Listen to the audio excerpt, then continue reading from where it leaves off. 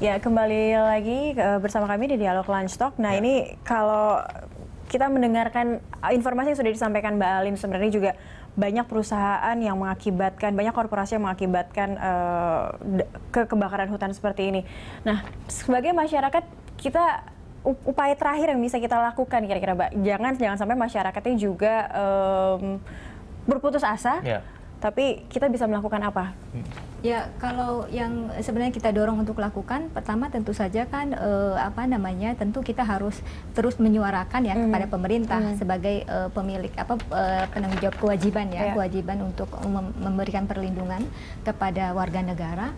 Ya tentu saja harus melakukan upaya-upaya yang segera dan semoga bisa efektif dan efisien, apalagi misalnya Jokowi sudah memimpin langsung gitu ya. Nah, ini yang lain saya kira juga yang harus kita pastikan sama-sama gitu ya. Kalau masyarakat sipil ini kan sudah tergerak sendiri, melakukan evakuasi secara mandiri, bersolidaritas dan seterusnya begitu. Yang juga jangan lupa misalnya di beberapa daerah ini sedang juga akan melakukan gugatan citizen lawsuit. Sebenarnya citizen lawsuit nanti ujungnya adalah perubahan kebijakan, baik di tingkat daerah maupun di tingkat nasional, untuk memastikan agar ke depan tidak terjadi lagi. Tidak terjadi lagi. Baik, Mbak Alin, kan kalau sekarang penegakan hukum itu utamanya ya, harus dikerjakan, tapi kan mungkin itu butuh waktu gitu ya. Sekarang BNPB paling tidak untuk sekarang ini supaya cepat padam, kan tadi ngomongnya bikin cuaca buatan. Mungkin Wahid punya saran ya, ataupun solusi lain gitu, mungkin paling tidak bisa dilakukan. Untuk betul-betul kabut asap ini selesai gitu ya. Kita nggak setiap hari tuh kita kalau ngeliat koran tuh headline-nya cuma mungkin ispunya juga jadi lebih berkurang seperti itu. Itu saja dulu. Apakah memang itu yang paling efektif, cuaca buatan aja atau gimana? Ya, saat ini yang itu yang yang bisa dilakukan kan oleh pemerintah dengan perangkat yang dimiliki ya, selain sekat kanal. Tadi Pak Sutopo bilang ini semua dilakukan secara bersamaan ya, sehingga kita berharap memang bisa efektif gitu. Nggak cuma yaitu tadi kanalisasi yang dilakukan secara masif itu, kita melihatnya kok lebih banyak orientasinya proyek-proyek ya. Nah, ini yang kita bilang bukan kanalisasi tapi sekat kanal pada kanal-kanal utama begitu. Nah, itu pembasahan lahan gambut ya, yang itu memang harus segera dilakukan selain tadi yang dilakukan oleh BNPB. Nah, ini memang fokus kami adalah bagaimana upaya yang dilakukan itu bisa efektif. Gitu ya. Tapi jangan lupa selain pemadaman gitu, kita juga membutuhkan, masyarakat juga membutuhkan upaya penanggulangan dampaknya. Misalnya aspek kesehatan gitu ya, pendidikan, kemudian sejauh mana skenario evakuasi. Karena misalnya tadi kalau disampaikan bisa sampai November, dan ini bisa berubah-berubah gitu ya. Misalnya evakuasi di masyarakat di Riau, di Pekanbaru mengungsi ke Sumatera Barat. Tiba-tiba Sumatera Barat karena arah angin kemudian asap pekat di Sumatera Barat. Gitu. Jadi skenario evakuasi juga mesti dimiliki oleh pemerintah daerah gitu ya. Bukan hanya memindahkan orang, ada safe house gitu, kemudian dengan sarananya, tapi juga aspek lain, misalnya aspek keamanan gitu. Kenapa banyak masyarakat yang nggak mau mengungsi begitu ya, meskipun resikonya sangat besar bagi kesehatan mereka, karena mereka mikirin juga gimana. Pindah ke satu tempat belum tentu juga aman di tempat itu. Satu belum tentu aman, terus kemudian aset atau rumah yang mereka tinggali, yang lain-lainnya itu bagaimana gitu. Sehingga kan memang skenario evakuasi di pemerintah daerah itu menjadi penting agar semua aspek bisa dilihat begitu ya. Dan kemudian status mesti evakuasi itu juga mesti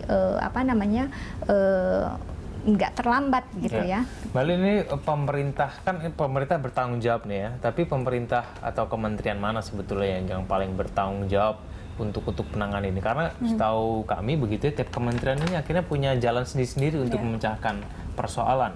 Karena itulah presiden menjadi penting untuk hadir dan memimpin ya gitu ya.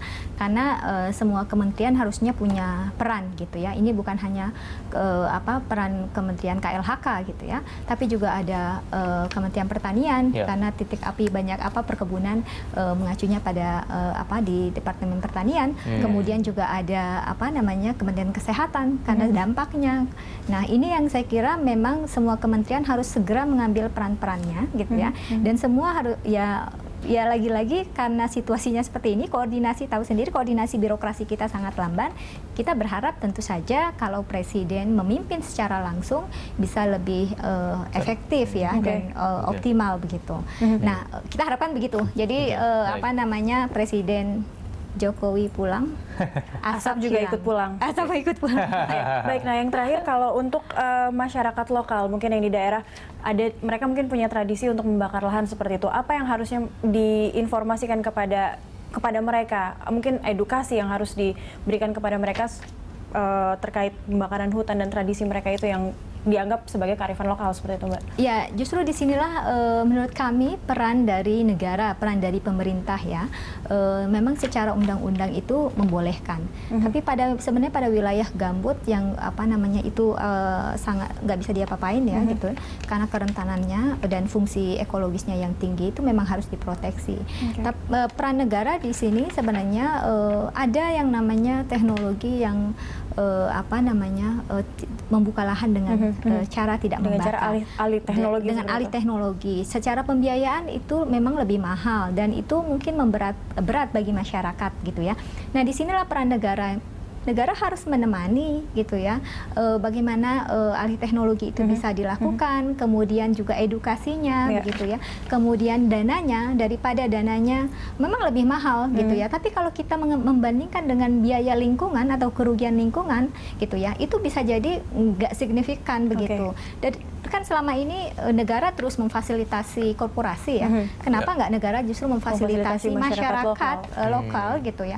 Dan tapi jangan lupa bahwa faktanya hari ini 18 tahun wilayah konsesi korporasi yang sebagian besar ditemukan titik apinya.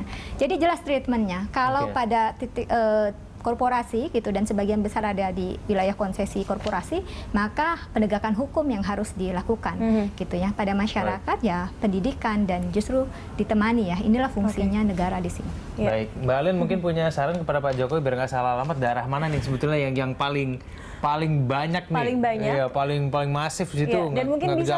bisa menagih si korporasi untuk yang bertanggung jawab terhadap kerusakan yang sudah ditimbulkan sebanyak ini. Ya kalau apa namanya, kalau data-data kami yakin data itu sudah ada di tangan Presiden ya. Karena juga sudah kita sampaikan ke KLHK, kita sudah sampaikan juga ke instansi negara gitu. Sehingga sebenarnya cukup punya data gitu untuk bisa melakukan tindakan-tindakan yang Presiden anggap penting gitu ya. Saya kira memang pintunya adalah membuka ruang bagi organisasi masyarakat sipil untuk apa namanya bisa bersama-sama bersinergi dengan pemerintah dengan pemerintah dalam hal ini misalnya ya tadi bisa memberikan informasi yang lebih baik ya. Baik Mbak Alin, terima kasih telah berbagi informasi. Semoga datangnya Jokowi dari Amerika Serikat segera selesai gitu ya. Segera selesai membuat asap pulang. Betul. Hilang, hanya Jokowi yang pulang, tapi asap juga pulang. Hilang kemana gitu ya? Baik, terima kasih Mbak Alin. Dan pemirsa, demikianlah dialog Lunch Talk hari ini. Anda bisa mengirimkan informasi dan saran kepada kami lewat email di news@berita1.tv. Ya, atau follow kami via Twitter, Facebook, dan YouTube. Nantikan Lunch Talk setiap hari pada pukul 13 sampai 14 waktu Indonesia bagian Barat. Saya Kevin Egan. Saya Cakri Miller. Terima kasih dan sampai jumpa.